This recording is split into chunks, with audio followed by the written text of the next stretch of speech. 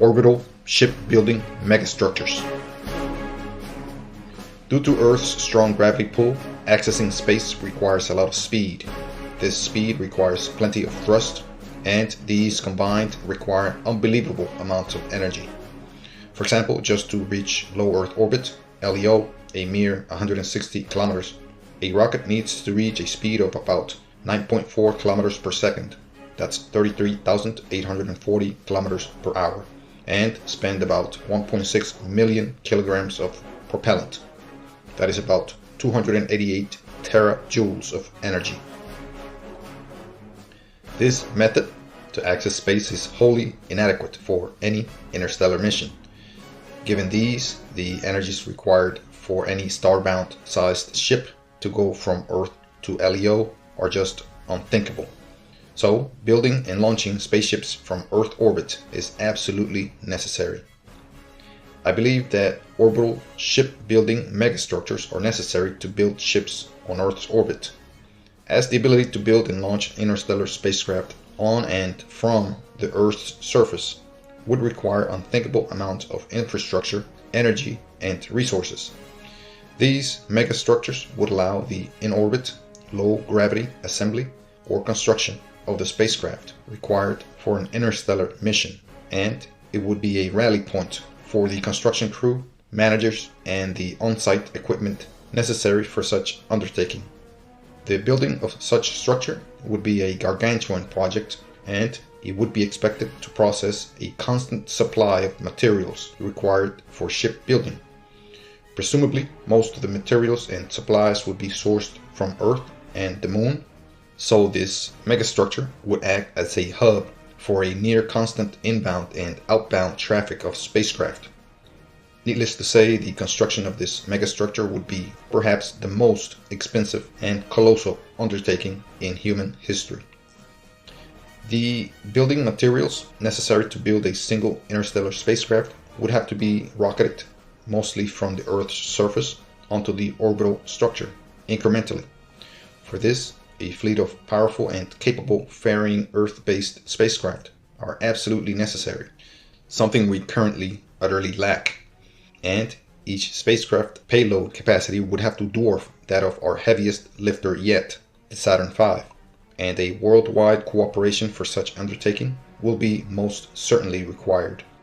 Unfortunately, currently, we utterly lack the rocket availability, the global cooperation, the energy capacity, the material logistics organization, the necessary infrastructure, and let alone the global space program necessary to engage in building an interstellar shipbuilding orbiting structure. First, we currently have about a dozen weak and inadequate rockets from NASA, SpaceX, and other space agencies and companies. Second, we are in conflict, strife, and contention among nations, with secrecy, separation, hostility, and protectionism trumping over the necessary cooperation for the design and construction of a mammoth project such as the one required for interstellar shipbuilding. Third, our energy capacity barely covers our needs to survive, be healthy, produce, and feel comfort. Our energy production capacity is merely geared to make a few corporations some pathetic and temporary profits, thus constantly running on bare bones. Simply put, our current energy production capacity is too puny to expand it into Earth's orbit with any significance. Fourth, our material logistics capabilities are stagnant, with focus on nations fighting each other. So it is nearly hopeless that the necessary massive investments will be made, and so is the necessary diminishing of military budgets in order to begin ballooning our Earth-to-orbit logistics capacity. Finally, our Earth-to-orbit infrastructures worldwide would need to multiply manyfold from current quantities. For this, the World Space Program and cooperation necessary would have to be in place. And forget working alone. As proven for the last 5 decades, NASA and other space programs, the CNSA, ESA, UAESA, ISRO, and others, have only strenuously puffed out tiny unpiloted probes taking pretty photos around our solar system. And have sent a few hundred people into Earth orbit and the Moon combined. So, I believe worldwide unification and cooperation is absolutely necessary to achieve interstellar flight, beginning with building an in-orbit shipbuilding structure. Space particle shielding systems. Space particles are sparse and mostly smaller than dust size throughout the known universe. However, there are larger space debris that can cause serious damage to spacecraft at high speeds. Kinetic energies can be so great that the impact alone, regardless of composition of the impactor, can cause catastrophic damage. Even atomic-sized heavy particles may cause ship damage when these strike at relativistic speeds. Furthermore, deep space does contain micrometeoroids and larger particles, although they are quite sparse. And while traveling at high speeds, these denser areas of space may be difficult to avoid. There may be zones in outer space, perhaps undetected, that are densely packed with heavenly bodies, such as our solar system's asteroid belt and Oort cloud.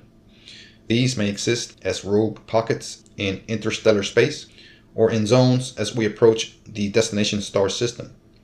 Back in our solar system, space debris impacts are more likely. This is especially true on the many required trips to and from LEO, due to the growing amount of space junk orbiting Earth, and if space becomes the next battleground, as many not so bright people would rather have it, space junk could ground all space travel. As an interstellar craft speeds up to serious amounts, turning and weaving through space debris is almost a comical idea. The energies and navigation complexity required to fly around planetesimals, asteroids, and other heavenly bodies will likely be prohibitive. Again, this is especially true if significant percentages of relativistic speeds are reached. For this, I believe we need systems on board that detect, block, or destroy any damage-causing particles the ship encounters in its path. Obviously, we cannot depend on our sensors as we do during navigation on Earth, such as sight, hearing, magnetism, etc. And interstellar space is hauntingly dark, largely airless, and the speeds that will be likely involved render most use of sight and other technologies for navigation utterly useless. So, ultra-advanced particle detection and neutralization systems need to be developed for interstellar travel. Like radiation protection, particle shields may be passive or active. Simple physical shields may be used as passive protection, relying on massive, sturdy, and dense structures in front of the ship that can block, deflect, and/or absorb impacts in outer space. Active shields can employ advanced lasers or other beamed energy and zap particles out of existence well ahead of a possible impact. Also, active shields may involve some sort of force field that deflect particles. I believe it excessive to say that space particle impact shielding systems for deep spacecraft is a wholly undeveloped field. I believe these technologies are non-existent on any seriously planned or built spacecraft, and there are reasons for this. Again, this goes back to our current energy producing capacity and our anemic general manufacturing capacity, including in orbit. This unsolved problem of space particle shielding is made much more simple if we decide to embark for the stars using slow technologies. But if the problem of reaching significant degrees of the speed of light is solved, the work on this field would necessarily become a high priority. There are some proposed systems which involve large physical shields placed in front of the direction of travel of spacecraft. For example, an artificially generated dust cloud in front of the proposed Daedalus project's interstellar ship. Materials, size, and shape choices of any particle shield would largely be determined by many mission, technology, manufacturing, and resource factors.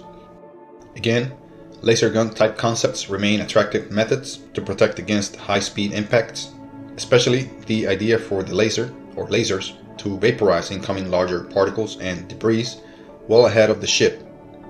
But I believe the energy source and the ultra-advanced detection and targeting technologies required for these concepts are at best still undeveloped. Again, at higher relativistic speeds, or higher percentages of the speed of light, debris and particle shielding become a daunting challenge, and the theorized time dilation around and outside of the ship only complicates matters.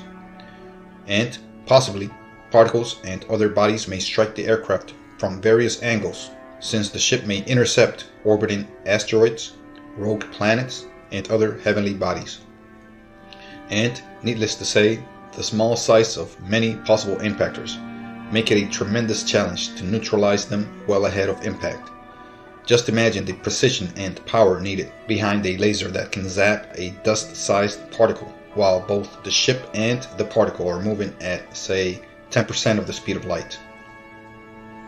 To put this mind-boggling problem aside for now, if and when we can achieve relativistic speeds with our spacecraft design will have to radically change and include robust and fail-safe space particle shielding. For now, we must admit, these systems remain almost hopelessly and utterly out of our reach. Thank you very much. Thank you for listening to this podcast or watching this video.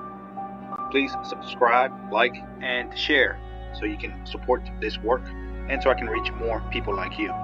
If you'd like to support this content further, please click on the links provided here. Thank you again. Have a great day.